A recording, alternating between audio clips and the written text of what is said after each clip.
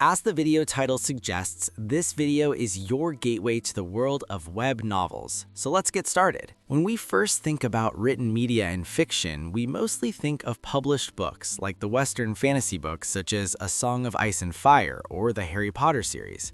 On the other side, you might be familiar with Japanese fiction like the recent hit Sentenced to be a Hero, or other popular works like That Time I Got Reincarnated as a Slime.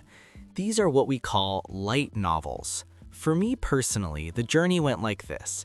I used to watch Dragon Ball Z, Pokemon, and Beyblade as a kid on Cartoon Network. When I got access to my first laptop years later, I searched for Dragon Ball Z cartoon but couldn't find it anywhere. I kept coming across something called anime.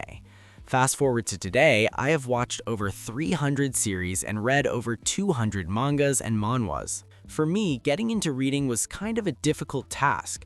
Although I did enjoy reading stories, they were mostly smaller stories that would end in 50 or so pages maximum. So when I came across Japanese light novels with series spanning multiple volumes and hundreds of thousands of words, I really struggled to get going. Especially due to the fact that I was having trouble remembering foreign names without the visual aid of anime and manga. I tried multiple light novels, such as Slime, Spider, and Banished from the Heroes Party, but I just couldn't get into it. My first breakthrough in the written media format came in the form of a web novel, and that's what we are talking about today.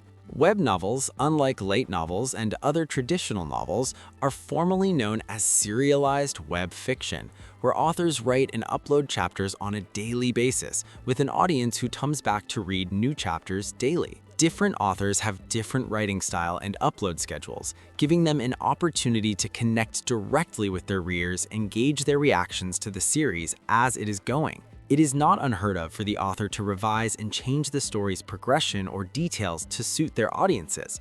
Whether that is a good thing or a bad thing, let me know your thoughts in the comments section. The most common upload schedule across the web novel industry is 2 chapters a day, with each chapter around 1,000 words.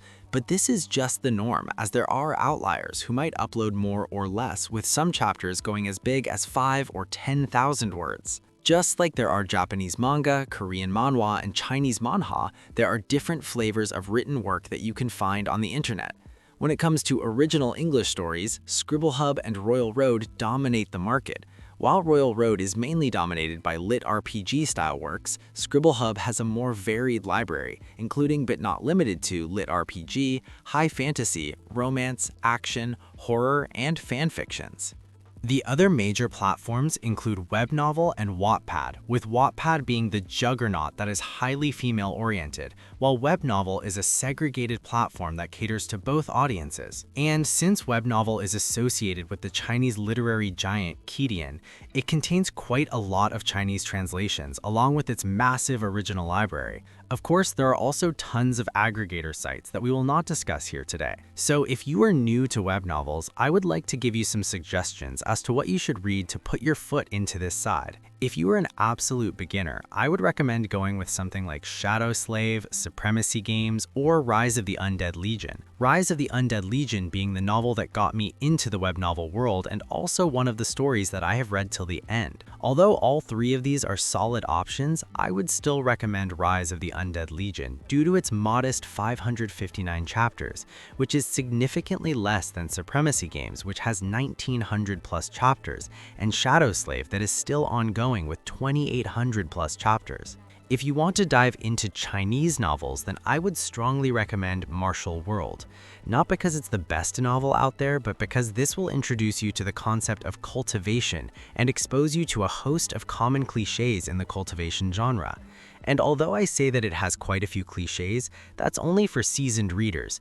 For new readers, it will be a novel and most importantly, entertaining read. Which of these novels have you read before, or which of these are you going to start reading? Let me know in the comments. Also, if you are a veteran reader, what are your thoughts on this video? Let me know in the comments. If you are new to the channel, don't forget to subscribe for more otaku content. I'll see you in the next video.